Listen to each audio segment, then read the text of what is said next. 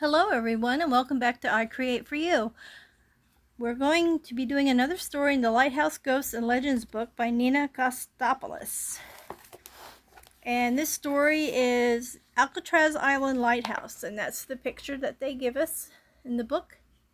And the story is called A Light in the Darkness, and afterwards I will try to do Ghosts in Prison illustration. Otherwise known as The Rock, Alcatraz prison has housed some of the country's most dangerous convicts. Today, the spirits of these iniquitous criminals still haunt the island. These rapists, military deserters, serial murderers, gangsters, and outlaws have served time here, and some say their evil energy still exists. In the early 1850s, when ships arrived daily for the California Gold Rush, government officials saw the need for a series of lighthouses. Because the bay was difficult to enter and ships often wrecked into the island, the Alcatraz Island Lighthouse, resembling a two-story California cottage with a tower in the middle, became the first active light on the Pacific coast. A fog bell was added in 1856. Named La Isla de los Alcatrazes, or the Island of the Pelicans, by Spanish explorer Juan Manuel de Ayala in 1775, Alcatraz was once barren with little vegetation. Flocks of pelicans soared about the small island, peaceful in its isolation. In the early 19th century, the United States Army took notice of its isolation. In its estimation, the island was an ideal location for a military fortress. Rough currents and poor weather conditions hindered access to the island, which commanded a strategic view of San Francisco. In its estimation, I'm sorry, I had to pause it for a second, so I might repeat a line or two. In its estimation, the island was the ideal location for a military fortress. Rough currents and poor weather conditions hindered access to the island, which commanded a strategic view of San Francisco. About the time the lighthouse was erected, the military began building its fortress to prevent enemy ships from entering the bay. It added a wharf for supplies and built storehouses, roadways, barracks, and a number of offices. In 1859, a group of men was locked in the basement room of the guardhouse for unexplained crimes. The men's crimes went unrecorded in Army files. However, their incarceration became significant in the island's history. They were to be the first in a long line of prisoners. But by the summer of 1861, Alcatraz became the official military prison for the Department of the Pacific, housing Civil War prisoners and Confederate sympathizers caught celebrating Abraham Lincoln's murder. In the early years, prison conditions were deplorable. Men were packed into cold, filthy cells and forced to sleep almost on top of one another. There was no running water or heat and inadequate plumbing. Over the next 40 years, the prison grew and crowded out the lighthouse, which met its end in 1906. An earthquake leveled San Francisco that year and extensively damaged the lighthouse. Longtime keeper B.F. Leeds was present during the quake.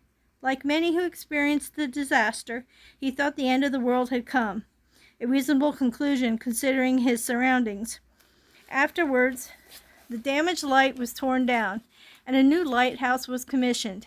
It took 3 years to complete the 84-foot concrete tower. It was powered by electricity, but a keeper was still needed to man it and service fog signals on the north and south ends of the island. The life of a keeper on Alcatraz Island was bleak. With the living quarters so close to the prison, keepers had to use extreme caution when going about their daily activities. Their children, who attended school in San Francisco, rode across the grounds in a guard bus. Then a prison boat transported them across the bay. Keepers' wives followed the same precautions whenever they had to leave the island. What's more, all outgoing and incoming passengers were counted to ensure that there were no stowaways. The families of keepers had to endure this indignity as often as twice a day.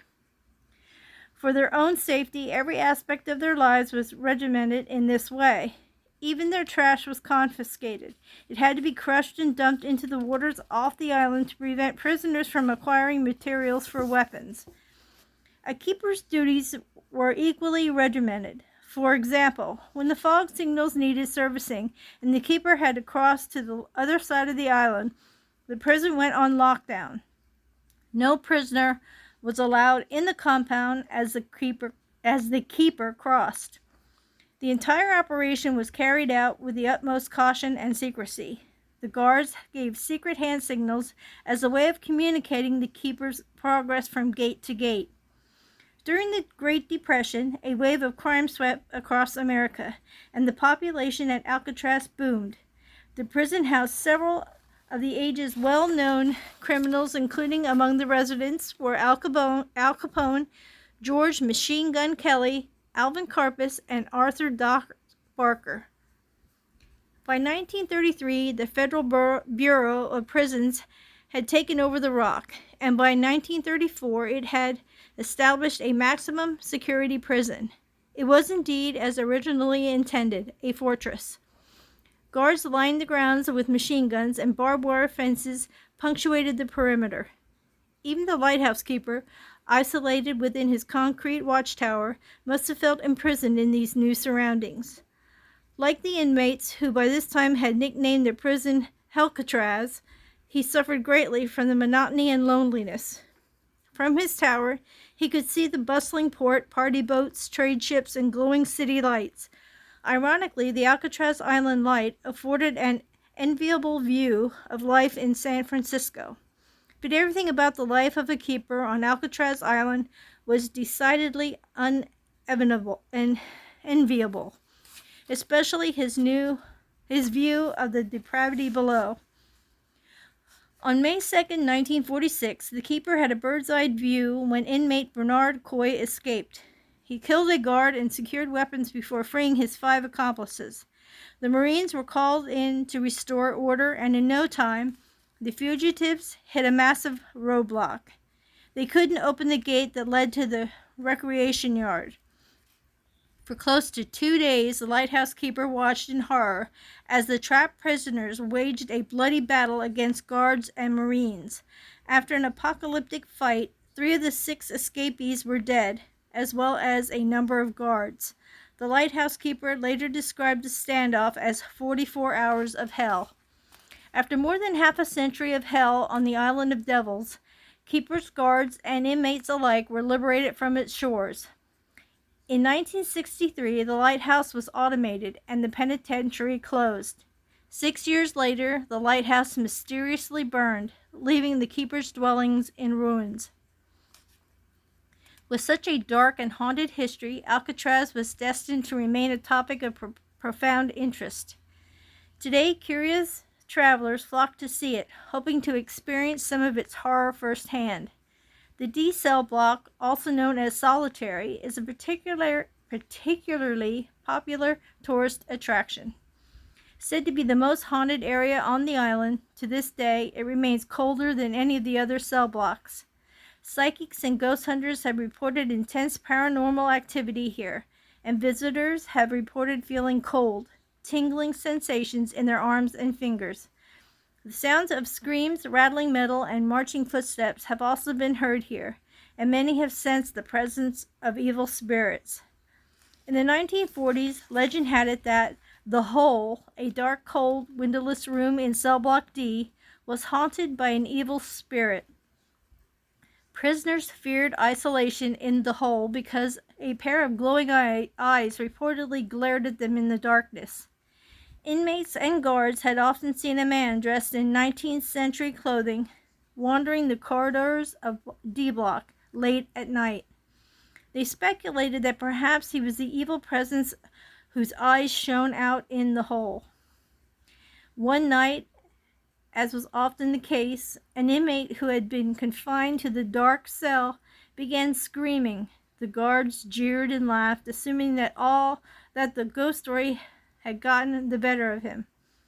All night he screamed, and all night his screams went unheeded. By morning his cries had subsided.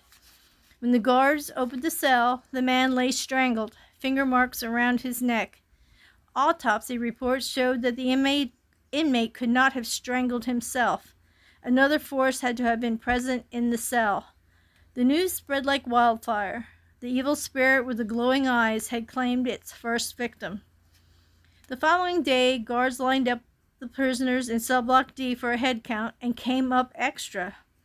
To their dismay, the murdered inmate stood in line as usual.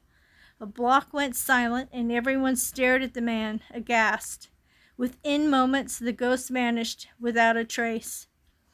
A dark energy ricochets off the walls of Alcatraz still. Repugnant odors sift through the salty air, mixing with the sea spray and fog. Wailing sobs, low moans, and piercing screams can be heard on the breeze. Apparitions of ex-prisoners and guards have appeared to visitors and rangers alike, and all who visit are left with a sense of unrest. The only benevolent spirit on the island is that of the original lighthouse, which is said to appear in times of intense fog, accompanied by a loud whistle and a flashing green light. Perhaps, just as it used to warn sailors of the island's dark shore, the lighthouse now warns visitors of the island's dark past. This is a little information here. Alcatraz Island Lighthouse is located in San Francisco Bay, now part of the Golden Gate National Recreation Area. The National Park Service offers various prison exhibits, self-guided walks, orientation videos with historical footage, and interpretive talks given by park rangers. Various portions of Alcatraz, including the Alcatraz Island Lighthouse, are closed to the public. Visitors may walk the grounds of the lighthouse. Alcatraz Island also offers impressive views of San Francisco, as well as a pleasant nature trail. The Agave Trail started on the east side of the island near the ferry boat landing, winds through a protected bird sanctuary, and ends on the southern tip of the island near the parade ground. The trail is open from late September to mid-February. Ferry rides to the island are available year-round on the Blue and Gold Fleet. So they have information how you can get a tour, check out the island. Okay, one more look at what it looks like. That's a pretty gosh darn tall one too. That's the tallest one we've read about so far. I forget how, it's 80 some feet? Yeah, that's a pretty big one. Alrighty. I like a lot of true crime stuff, and I think I even have a book on Alcatraz that I haven't read yet. My bookshelves are full of true crime, and I got to start reading them. Okay, I was actually going to do a YouTube channel on that. I was actually going to read a true crime story and actually tried to sketch the victims. But that hadn't happened. I figured that would have been a good way to knock out my library of books. But this is a good way too. So, I've never been there, but I'd like to go. So, maybe one day. I don't know. Our great president, I really like him, so I just want to say that. He was talking about reopening Alcatraz. I don't know if he did, would it actually do it, if it would be feasible to do that or not, but who knows. I'm trying to do the bars of a prison here. Not that I know what a prison bars look like other than in pictures. Just try to set the record straight there. Don't want to give anybody the wrong impression.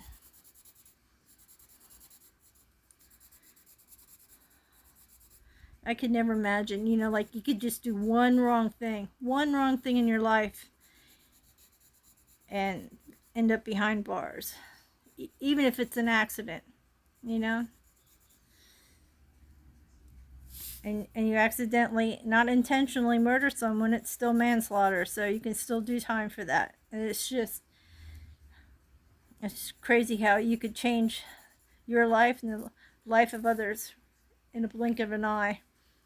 All according to someone's decisions, choices, or being at the wrong place at the wrong time. You could either be a victim or a suspect. Either way, you're doing time.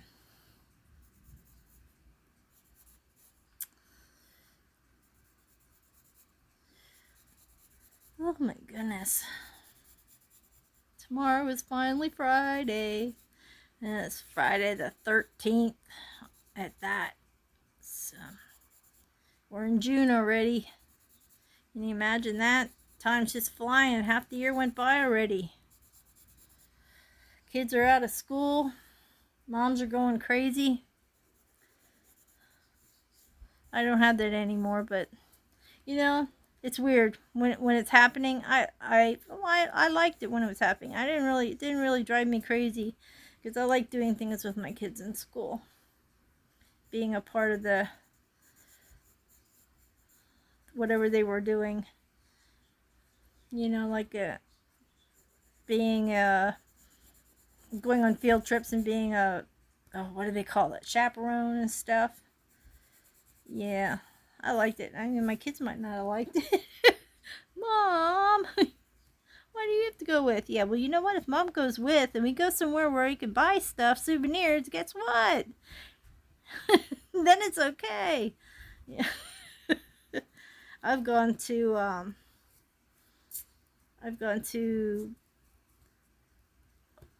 where do we go? Some like amusement parks already. I've gone to zoos. Oh my gosh, I can't remember all the places that we've gone, taken the kids to. Well, at least I have. I mean, I was a single mom of two for a long time, and I didn't mind it. And I think that's where I get a lot of my independence from, and I guess it makes relationships that I have a little bit harder because I have that independence in me that I like. So being independent, it's hard to partner with someone. You know, I mean, like we share stuff. Mark and I, we do stuff, and he's never had children, so there's another thing too. But once you're independent and you do so many things on your own, it's just a little hard to share some stuff, share some responsibility and things. Some things you like it because it's a hassle, and you're glad to have that extra help, extra person. You don't have to take it all on yourself. But then there's times where you just want to stick to that little bit of independence.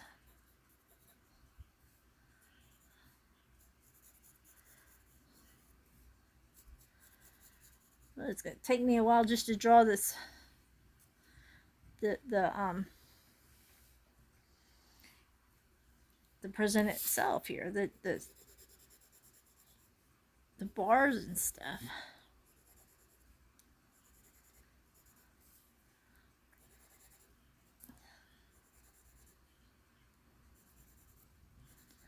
This is just my interpretation. Who knows? I don't think they have that many bars, but it could have been like a little gate there.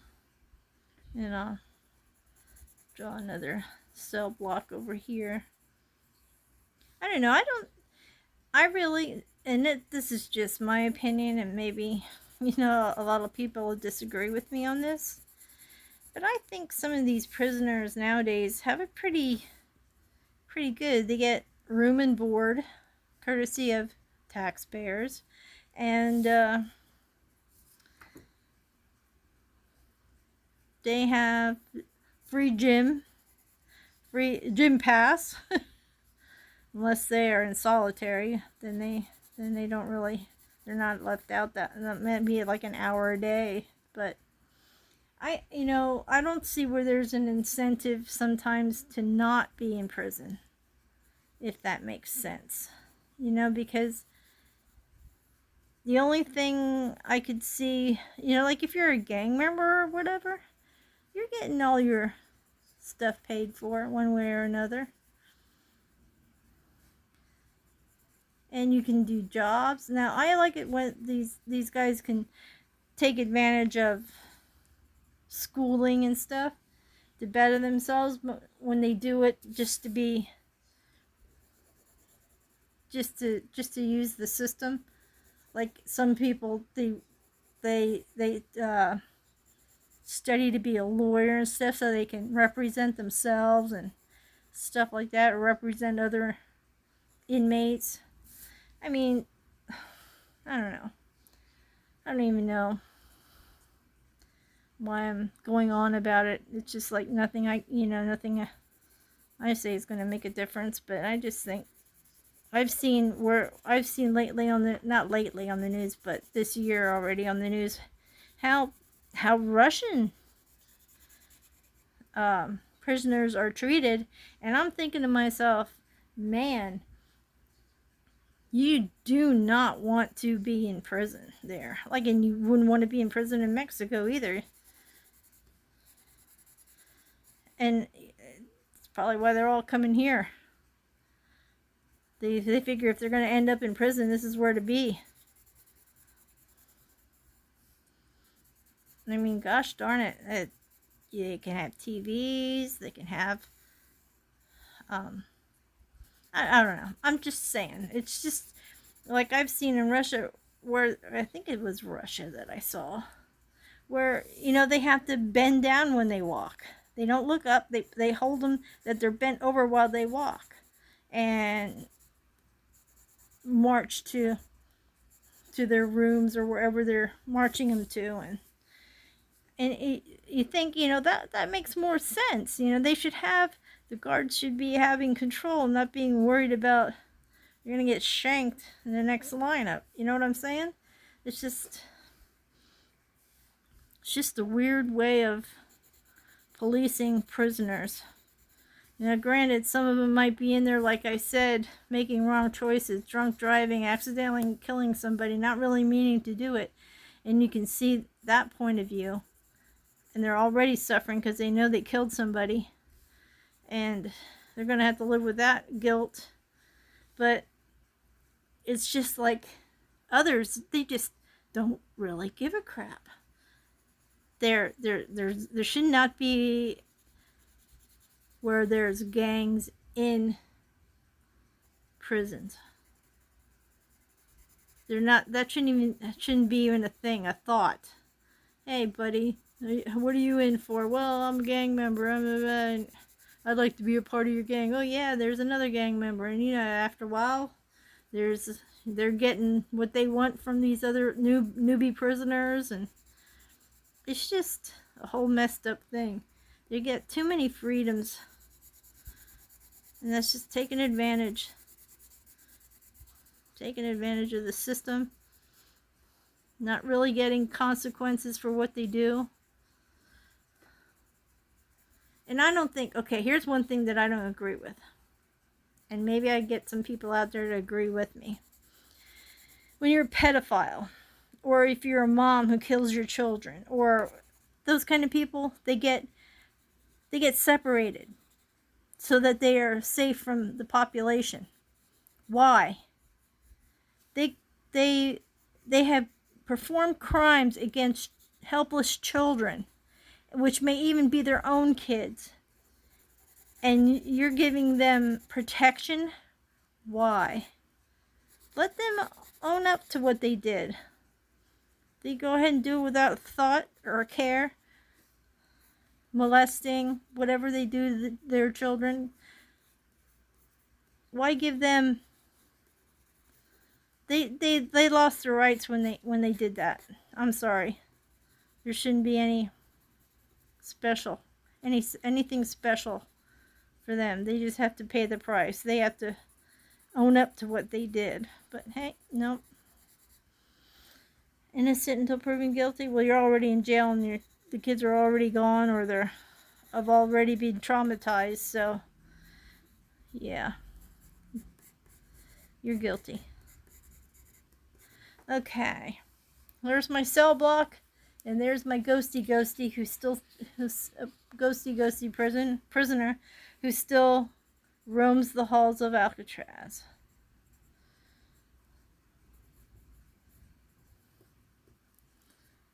There you go. And that's my illustration.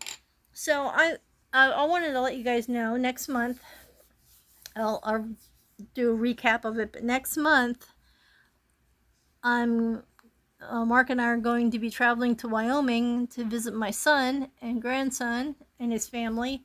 And so on our travels, I'm going to try to figure out what route we're taking. And as we go along, if I can find places that have ghost stories, I will video those and just put up the videos. I don't think I'll have time to sketch anything at that point because it'll be as we're there. Stop quick because it's going to take a long time for us to get. We're driving, so we're not flying, so it's going to be a little bit of a trip. But as we go, I think we're even going by way of South Dakota, so I might be able to get some ghost stories there. But anywho, that's what our plan is. And as we get closer to leaving, which we will be leaving July 1st and get back I think the 9th, so along that time I'm going to try to do some of these, but I don't know because I really want to just spend time with my family.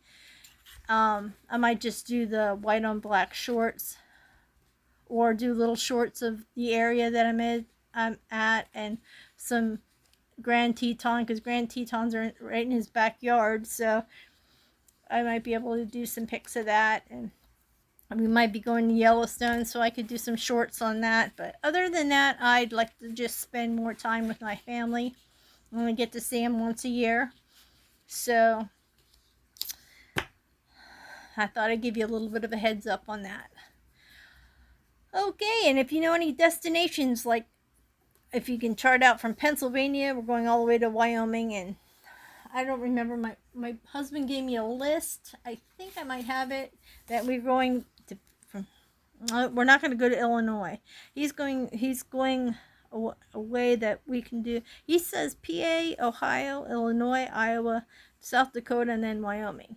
Now I think this changed, but I could be wrong. I thought that was like the first route we were taking. But yeah, if you can think of anything, any places that I might be going through, like I said, later on down the line I'll give you a heads up and we can go through that together. So I want to say thank you for listening, and so I'd like to say thank you for stopping by, and we have a few more in this book. Not too many more. We're getting through it pretty good. And I'll do another one tomorrow. So please give me a like if you liked it. Subscribe if you haven't. Comment. And I should see you guys in the next one tomorrow. Friday the 13th. Let's get spooky. Bye-bye. Thank you.